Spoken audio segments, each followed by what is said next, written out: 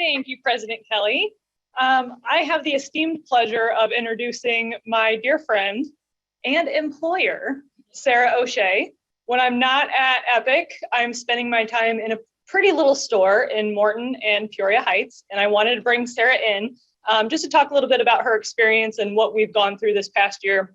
I think those of us that don't own a retail store or work in a retail store will be enlightened by some of the things she has to say. So Sara is born and raised in Central Illinois. She started her first business in 2007 called So Chic Events, which is a wedding and event planning company. That led her shortly after to create Behind Every Bride, which was a regional bride magazine and trade show production company, which she sold back in 2016. In 2013, missing her retail roots, she created So Chic Boutique, a gift and stationery store, which has since grown to 2 brick and mortar stores in Peoria Heights and in Morton, along with on-sale shipping nationwide, and now features gifts, stationery, along with housewares, baby, children, faith, scripture, and so much more. So Chic Boutique is not your mama's retail. It boasts elegant party rooms and hosting private events. The stationery side has exploded into a full-service print shop that creates stationery for special events, which is invitations and personal stationery, but also works with small businesses like Epic in consulting their own branding and marketing and printing needs. When she isn't running around being a commander-in-chief and an all-around boss babe, Sara also teaches event planning and retail entrepreneurship at Bradley University, where she holds a bachelor's in communications and business administration, along with her master's in human service administration. It's no surprise after hearing all that she's been awarded Peoria's 40 Under 40, is one of WEEK's 25 Women in Leadership, and has received the Frances Mergen Award for Community Service from Bradley University. She is married to her husband, Pod, with 2 adorable sons, Camden 9 and Declan 6. Please welcome Sara O'Shea.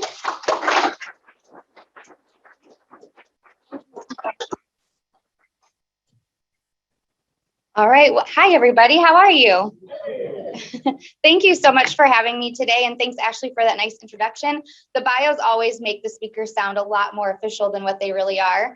So I can assure you I sound way more impressive on paper than in real life. I will give you a little caveat that I always share anytime I get an opportunity to speak with a group is my grandpa used to always tell me growing up that I talked too fast. And I would always tell him that he just listened too slow. So I'll tell you, I talk fast, but it's with passion, and it's with excitement, and it's because I want to share a whole lot with you in our time together. So thank you so much for having me. I was afraid, it's probably a good thing Ashley didn't mention that I am a Kiwanis girl at heart, grew up through the Key Club route and all of that. So when she invited me, I said, I'm happy to come, but will there be violence? Because I served in Key Club all the way through as our district governor and on our international elections chair, and then continued on to Kiwanis and served very proudly as our Kiwanis president back in the day. Jim Maloof was in our club and a very dear friend. And so it's so nice to kind of come back here, even though it's not a Rotarian, just to see the fellowship and the service and just all the like-minded people in one room again, brings back lots of memories of all my really great Kiwanis days. So again, thank you so much for having me today. So when Ashley asked if I would come and share a little bit about my kind of small business journey, I said, well, which part of it? What do you want me to talk about? And she said, well, talk about overcoming obstacles. And for the few of you in the group that maybe know me or maybe follow along in our social media, I talk about our obstacles, but I would much rather focus on our successes and the bright points. But I would be lying to say that since March of 2020, that it hasn't been filled with obstacle after obstacle after obstacle. Being a small business in retail, it's been a handful, I think, on all of us, just in different ways. So this was kind of my theme of last year. In fact, I shared it the very first night that we voluntarily decided to close, was this mantra of get better, not bitter. And I told myself I was going to hold on to that, not knowing what that journey was going to look like, not knowing, that here in July of 2021, that we would still be a little bit on the journey that we're on as a small business navigating through a pandemic. And luckily here on this side of it, I won't say on the other side of everything, but I will say on this side of things that we're still here and still standing and still have a business to even come and talk about. So I thought it was kind of a good mantra to focus my thoughts around today. So we're going to see if I can get this to work. Ashley said, make sure it's on. Maybe not. Oh, there we go. Okay. So I won't belabor this too much, but this is a little bit of a timeline. I'm very visual. I teach college students, as she said, and I have to work very hard to keep their attention, especially my 9 a.m. students. So I'm always very visual. So here's just a little career timeline. I am a Peoria girl, grew up knowing that I wanted to go to Bradley. I'm a first generation college student. What is Jimmy John's on Main Street? Many of you might remember that used to be a 7-Eleven a long time ago. And my mom was the store manager there. And my mom and dad worked different shifts. My dad worked third. My mom would always have to go in and open. So a lot of mornings I would get up in the morning and go to work with her. And I'd stay there until my dad got off of work and could come get me and take me to school or wherever I was going for the day. And so growing up there, right by Bradley, I got the Bradley bug and the education bug very early. But that also was in the early 80s when Bradley basketball was at its prime. And so all the basketball players would come in to 7-Eleven afterwards and chat with my mom. And we were big Bradley basketball fans. And so I was convinced that Bradley was where all the celebrities went to college. And so I wanted to go to Bradley to be where the celebrities were. So imagine how sad I was when I got there and there were no celebrities and we weren't that great at basketball in the time that I was there. So rather disappointing, but I still absolutely loved my time at Bradley. So much so that I did my bachelor's and master's degree there, and then went back as one of my first full jobs out of college, directing our Center for Leadership and Service. While I was doing that, I finished my master's degree, was starting to get a little bit of a creative bug, and decided to start my first business, which was the wedding and event planning company, in fall of 2007. So it kind of shows you there a little bit of a timeline. I started a bridal magazine in the midst of that because I didn't know how to advertise this new business that I had. So if nobody else was doing it, surely I could do it. So I started that, left my full-time job shortly after. I'm about 3 years into the business, but have continued to be adjunct faculty there during this time and love it. The academic nerd in me is always very satisfied to teach class 2 times a week. A little bit more, I continued. I was missing the retail side, so I still owned the magazine, still owned the wedding and event planning business, was teaching, and then decided to open my first retail store in Morton. And people thought I was crazy. Why are you opening a store in Morton? You got to open it in Peoria. It's never going to succeed in Morton. And I said, well, here's how I feel. If I can make a small business work in Morton, then I can replicate that in Peoria. Because surely if it works in a town of 16,000, I can make it work somewhere else. Luckily, it was a risk worth taking. The business slowly kind of got some legs under it and continued to grow. And then we opened our second store here in Peoria Heights in 2017. I also own an online clothing boutique where 100% of the profits that we make go into reinvesting in women-owned businesses and helping them with startup funds, grant money, seed money to start what they want to do, purely a passion project on my side. So there's a little bit of kind of the background. Really what I want to talk about today is kind of the So Chic side of the business. So here's a little glimpse into it. You'll recognize Ashley in one of the pictures down there on the bottom. Ashley's been with me now 5 years. Yeah. And when I interviewed Ashley, I said, I don't really know that I need a part-timer. I don't know that I have enough hours for you. The stores were still getting their legs. And so I always tell Ashley she was the best thing that I said I never needed. And she's been with me for a long time. And I know all of you know Ashley, so you know what a blessing she is anytime you're in her orbit. So I'm glad to have had her for so long. And I'm going to be devastated when she leaves me. So I make sure I guilt her a lot that she can't leave me anytime soon. So a little bit about So Chic. We do have 2 brick and mortar stores. We do have a growing e-commerce platform. March of last year, we online, we're brick and mortar. So we were maybe getting 10 orders a week on our website. I will tell you that if we did not already have a website established, we probably would not have a store, or we would maybe only have 1 of our 2 stores, because our online presence and our social media presence is what saved us for the 79 days that both of our brick and mortars were 100% closed. So I'll talk about that a little bit more as well. We do wedding and event planning. This year marks 14 years since I started the wedding and event planning side. I personally have done about 350 weddings. If you're wondering if they're as stressful as they sound, yes, they are.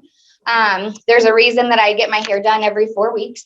And I name every gray hair after a bride. So sometimes the mother of the bride, they're actually usually a little trickier than the bride.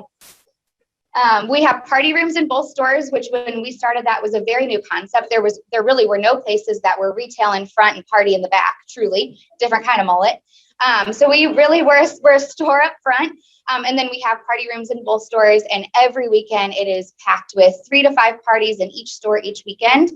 Talk about an aspect of the business that was decimated last year. Being an event gathering space in a time that you can't gather people together. But that room just, to me, it's just joy. Every weekend you just hear laughter, you hear people together, you hear people celebrating upcoming weddings or babies or birthday parties. And that just has been, for me, one of like the proudest things that we've created within the store beyond just product, because that's creating moments and memories. And that's what I personally really live for. And then we do really big, large scale markets where we bring lots of small businesses together to kind of harness the power of small and bring customers all to all these small businesses. So we have one coming up in a couple of weeks, and we'll have 50 local businesses all in one place, and our big back parking lot is like a big open air market.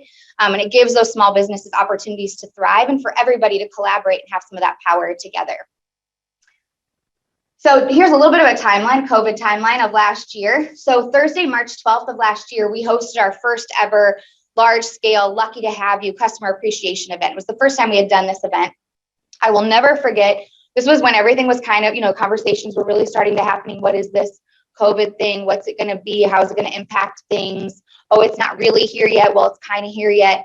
And we were working that event. We had an amazing turnout. And I will never forget, a customer gave me a big hug. She's like, "This event is so great. I'm so glad that you did it." And she goes, "It might be our last hurrah for a while." And I was like, "Oh, no, gosh, what? You're so pessimistic." And little did we know just how last hurrah that event specifically would be. On Sunday, March 15th, we made the decision preemptively to go ahead and close for 2 weeks to do our part, thinking that it was us doing our part and there wouldn't be any, mandates or anything that come of it. We were just going to kind of help be a part of it, not knowing what was to come. Then Friday, March 20th, the first stay-at-home order was issued. And from that day, when we announced 2 weeks closure, I was very committed that I was going to keep my team of 10 at the time employed, and I was going to pay them for those 2 weeks. Even if my business went to zero, I was not going to lay them off. It was 2 weeks. That's what you run a good business for, so that you can do those kinds of things. I did not want to take one penny from my team. That was before I realized we weren't going to have much of a say in it. And so that Friday, when the first stay-at-home order came out, and it was 2 weeks, but a lot of conversation that it wasn't going to be, the 2 weeks that they were saying. And I'll never forget that morning after that Saturday morning, waking up and having to tell my team, I don't know, with this being so, not knowing when it's going to end, I don't know that I can stay committed to making sure that I pay you when I don't know that we're going to have any business. And we're going to be, we were 100% closed in the stores. Will forever be one of the hardest decisions I had to make as a business owner. In hindsight, I'm so glad we made that decision as early as we did, because we were closed for such a substantial amount of time, and we wouldn't have been able to continue that, but they were all able, to do what they needed to do for their families in that time. So Saturday, March 21st is when we made that decision. April 7th, it got extended again. June 1st is when we were first allowed to reopen to the public with lots of restrictions and things. But during those 79 days, both stores were completely closed, and we completely pivoted to our online platform. I've never been on social media so much in my life, just trying to sell everything. I've joked with my boys, nobody was ready for that shutdown. And so it was right in the Easter mix of things. And so people needed things, and they weren't going out to stores. And so they needed things for their kids, for Easter baskets and things. And I joked with my boys, I said, "Mom will sell your toys if it means that we will make rent this month," because we just couldn't keep, especially toys and kids things and boredom busters in stock, because nobody was getting out to do anything. And so if it wasn't, drilled into the wall, and even if it was, I was selling it to make sure that we would have businesses to come back to. So while the boutique flourished, in fact, crazy enough, the retail side of our business, because we pushed so hard and because we had such amazing support from the community, the boutique and retail side of our business actually flourished last year. It wasn't without a lot of headaches and heartaches and a lot of time and effort, but the other parts of our business were all but annihilated. Our party rooms that I mentioned, that's a small gathering space that seats up to 40 people. We weren't doing hardly any of that. So that revenue was down 75% last year. We do wedding and event invitations. Who needs invitations to events that aren't happening? So that part of our business all but crumbled. We were down 72% of the year. And the only reason we weren't down more was because we had done quite a few invitations in January through March. After that, I think maybe did not even 10% of what we had originally on the book of business thereafter. And then wedding and event planning side of our business, we're in the business of bringing large groups of people together, and that side of the business was down 82%.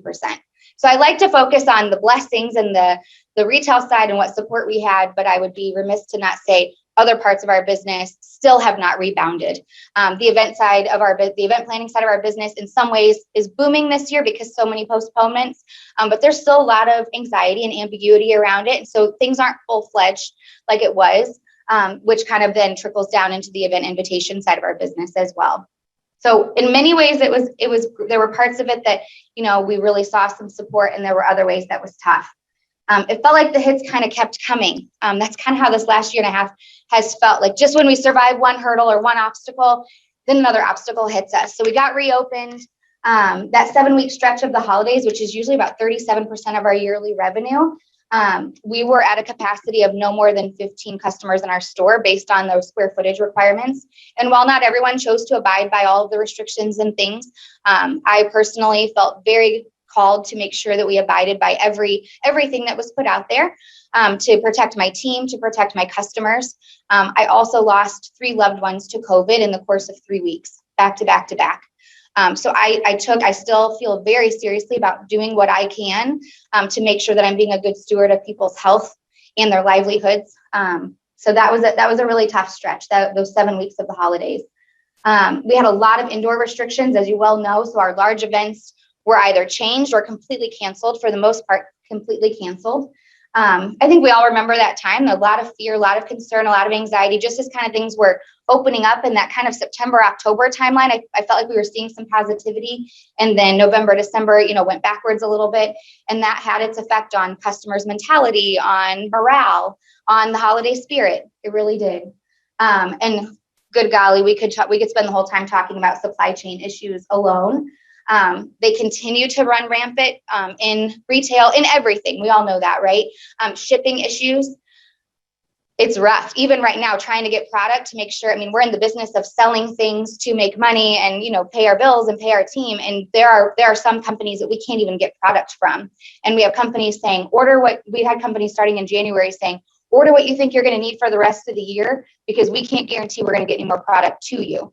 And they're still saying that. And so even going into the holidays, I have a lot of anxiety, and you're going to see it. You're already seeing it a little bit in stores. You're going to start seeing it even more, because we had all of the impact of COVID and warehouses running on skeleton crews or getting things imported. But then you had everything that happened in the Suez Canal and all of the containers, the cost of shipping. Just one of our companies that we buy a lot of our housewares from, their cost of one shipping container has increased 337%.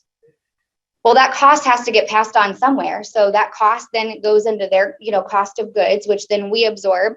And then we have to figure out, our markup.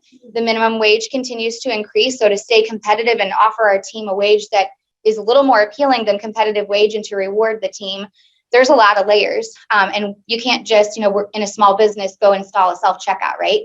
Because not only is it not feasible, but it completely takes away the charm that took you to a small business in the first place. The reason you went to a small business, there's a live human that cares that you're there and they want to help you and they want to serve you. And it's what we live for. It's what we were created for. I will never be an online business only, because that is just not my thing. That is just not what we were created for. We were created to serve others and to serve them well. And so for those 79 days, that was the hardest part for us being closed, was losing a little bit of that opportunity to serve in the way that we signed up to do. So it pushed a lot of us small business owners, and even all of us just as humans and as consumers, it pushed us into what I would deem like a fight or flight mode. So as a business owner, I felt like I had 2 very distinct choices. I could fight for the business that I've created. I could fight for what we'd worked so hard for, or flight. And we saw that. And some of the people that chose flight, they didn't choose it. Some of it was chosen for them. And I can't fathom the difficult decisions. I know what we faced, but I also know we've come out on the other side still here. And there are so many small businesses that weren't afforded that same privilege, or didn't have, the opportunity to be able to bust it out on social media and sell things and ship their hearts out. That part is still hard for me to process. There's so many small businesses that didn't or haven't made it through. So here's what did get us through. People always ask, how'd you get through? How'd your business continue? We were closed 79 days. That was tough, but we really, really got into social media. We already were really present. People were consuming social media more than they ever had. And so we were showing up there, Facebook, Instagram. We started TikTok just to get in front of eyeballs and hoped that those eyeballs would then want to buy something from us, because them buying something from us or pushing the like button, even if they didn't buy something, just pushing like or sharing helped tell our story and helped to ensure that we had businesses to carry on. Online orders, this was almost every day throughout quarantine, the kind of shipping. We were not set up for that kind of volume. There was a lot of growing pains, a lot of learning, growth, tears, meltdowns, panic attacks, through all of that. So I'm glad we made it through the way that we did, but it came with, big costs, including actual physical costs.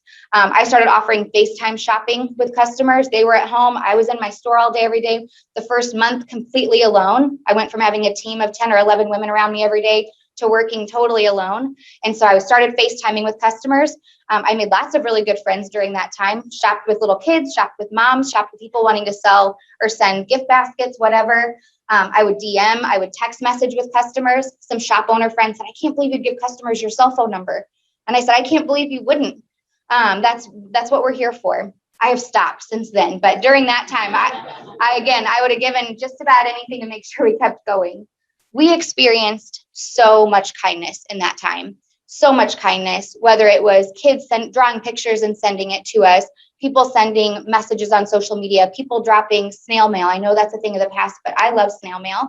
We were getting cards and letters and so much kindness. Once we were able to start offering curbside pickup, which helped us tremendously on the shipping costs that we were incurring through all of this, because we weren't allowed to ship, right? You could go pick up your groceries with food that somebody else had touched for you, and they could put that in your car, but we couldn't go put a candle into your car. Maybe a little bitter on that one, but maybe just a little bit, because we had to absorb all of those shipping costs for all of that time. We spent over $30,000 in those 79 days just on shipping costs alone, just for our products. So when you have those shipping costs, right, you have all that expense, it cuts into your margin. We're buying boxes, we're buying bubble wrap. I mean, I overestimated my bubble wrap purchasing, but we went through almost 8 of those during those 79 days. Those are $250 a roll, just for some context. Yes, we had lots of laughter. Time myself here, lots of laughter. And then I love to teach. I love to share. I had more opportunities during that time to teach other retailers, to share. We did so many webinars. I live for that stuff. So that part was really a blessing for me to be able to do that. We launched sunshine cards during quarantine, and they were these little notes, and people could buy them. And it was to encourage people to send some sunshine to their friends. We thought, we'll launch them. We do in-house printing. Our invitation side was really hurting. We thought, we'll launch these note cards. We'll sell a few. Well, we sold more than a few. We sold over 10,000 cards in about 3 weeks. And so every time we would hit a new goal with my team, I'd say, okay, let's set this new goal, this new push goal, this new reach goal. And it just kept going. So of course I had to buy a sunshine costume and dance literally in the middle of Prospect. I would put it on every day before a mail lady got there. She found lots of joy in it. And I would push my cart out with all of our packages just to find some joy in what we were experiencing. There were a lot of hard things. The shipping costs, everything felt heavy. I would argue there's still some heaviness now, the heaviness of what to do, what not to do, how to do it, opinions, all of that. That 79 days thing certainly felt heavy. We had garage floods in both stores. We had a roof leak that ruined product in a time that we were lean on how much we could spend on product as it was. And working alone, that was tough. I didn't create a small business to work alone. I created it to be surrounded by people that I got to hand choose, who motivate and inspire me. And that easily was the hardest, because if you can't tell, I really like people and I like to talk, and there wasn't anybody to talk to. So I just talked to social media a lot. So last little thing, and then I would love to open it up for any questions in the remainder of time. I think we still have a few minutes, so I'd love to open it up for any questions. How I chose to stay committed to that idea of better, not bitter, because it would have been very easy to choose bitter. I really believed, and still very much believe, in just sharing your story authentically, whether it's your business story, your personal story. The more we can share about ourselves in a really authentic way, people don't know how they can support us unless they know how we need support. And so I believed very fully about sharing the ups and downs. Hey, this went well today. This didn't. Hey, look at all these packages. Oh, look at the roof leak that ruined all this product. Sharing that because people feel connected and they want to feel connected, most especially to a small business. I always have believed in ditch one thing that drains you. So that's my mindset every morning is like, what is something that I can get off my plate or off my radar, or I can delegate, or I can just get done because it's draining me. It's draining me of my joy. It's draining me of my brain power. How can I ditch that? I really tried to change my mindset and still do, from the idea of I have to do this or have to do that to I get to, especially being on this side of things. I very much, when I'm doing the mundane things, the accounting and all of that, I don't have to do accounting. I get to do accounting because I still have a business that I get to do accounting for. And just that little shift for me helps me tremendously. And then I very much believe that actions pursue your beliefs. So if you feel negatively, negativity tends to find you, right? We all know those people in our lives. It feels like there's a big rain cloud over them all the time. I don't want to be one of those people, and I don't want to bring that energy to others. And so I try very hard to fight through that. There are days, that rain cloud gets to all of us. But the more that we can try to kind of fight it away and be that in that sunshine mindset, as long as is realistic, I certainly think that that makes a really big difference. And then I don't know if any of you are into Enneagrams. It's a personality type and tells you a lot about your personality and things like that, kind of like Myers-Briggs and all of those things through the years. I'm an Enneagram 3, which is known as an achiever. They attach their self-worth to achievement. Well, in a year and a half of not really having any big major achievements, I didn't open another store, which was the plan. We didn't have any big, huge events, to like put our feather in our cap. I've really fought with that in my insides. I haven't done anything. Not anything special. We haven't done anything new. We're becoming old news. And I saw this quote last year and I put it on my desk because it says success is one thing that we often award to others, but rarely award to ourselves. And that really spoke to me because we think of other businesses as successful, other professionals as being successful. They're doing great things. They're doing great things. What am I doing? So I think sometimes if you can remember, hey, it's okay. We award it to others, but it's also okay when we have done something that we need to award that title of success to ourselves. So sometimes that helps keep that perspective for me. I know I'm very introverted. All right, so I did put all my information on there, but I would love in our final few minutes, if anybody has any questions. If you can't tell, I tried to condense it down as much as I could and talk at warp speed so I could share all the things that I wanted to share. But I always appreciate opportunities like this. And as a small business, I would tell any small business owner, if somebody asks to do something like this, you put your hand up and say yes, because you get to tell people about what you do and why you enjoy doing it.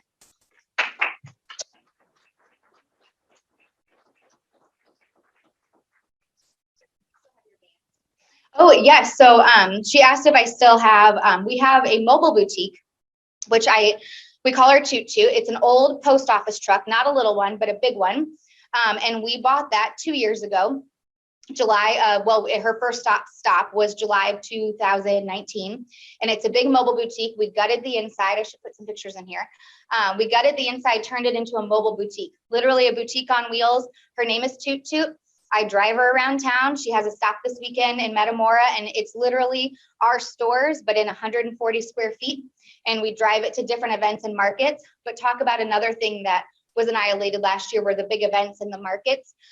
So our truck had the sum total of 1 stop last year, and it was in our own back parking lot. So no other stops. But we do have our truck, our boutique on wheels, which is we go to all the events, and it's such a great opportunity to meet customers. And some will say, oh, I've never heard of your store. And some will say, I shop in your store all the time. Now I'm excited to be in your truck. So yes, we do have our mobile boutique as well. Yes. You said the back lot, is that in Peoria Heights? In Morton. Yep. So Peoria Heights, it's privately owned. They're the big parking lot that's back there. So the KDB group now owns that. So it's not as easy to, be able to do large scale events back there. In Morton, the huge parking lot that's right behind our store is village owned. And I have a lot of great things to say about both communities that we do business in. Morton is all about trying to bring things to town. And so when I approached them 2 years ago about, hey, we do these big events, could we do them in this parking lot? They were all about it. And so now we host 3 to 4 markets in the back of our parking lot and in our front parking lot, and usually draws anywhere from 1,000 to 2,000 shoppers in a night, and anywhere from 50 to 75 businesses all in one place. Kind of trying to harness the power of, you know, some people say they don't shop small because it's not as convenient. The hours, they're not open, you know, when I need them to be, or well, I can go to Target and I can get my food and wine and new clothes and Starbucks and my kids' food or whatever. So trying to harness the power of putting all those small businesses in one place so that the consumer gets to shop all of those small businesses. We have one August 6th coming up, Friday, August 6th. Yep. Anybody got questions? You guys were an easy group. This is not a question, but I just wanted to share an experience that I had with Sara and her team this past Christmas. While I was president of the Junior League, we were also faced with challenges, as Wayne and everyone else knows. And I wanted to do something for our board and management team members. And so I was looking around online and noticed that So Chic was doing things online. So they have these really cute boxes, but I didn't see exactly what I wanted. So I think I emailed the store or Ashley. Anyway, I went to the store, met with Sara. She asked about what I wanted to do. She asked about my budget. She mailed it all. I wrote notes. She put them in there. One box couldn't be delivered and got sent back. She made sure it made it to that person. So I just want to say that customer service was stellar. She helped me do something nice for the people that were important to me. And look her up if you ever need anything. Thank you. And that truly is, those kinds of things are the things that bring small businesses joy and will be the things that keep us going in this time that it's going to only get harder and harder to survive as a small business in the realm of Amazon and everybody doing online and everything. So moments like that and knowing that we got to do that and people talking about it, that's going to be what propels any small business to keep going. Yeah. Thank you. Thank you so much for having me.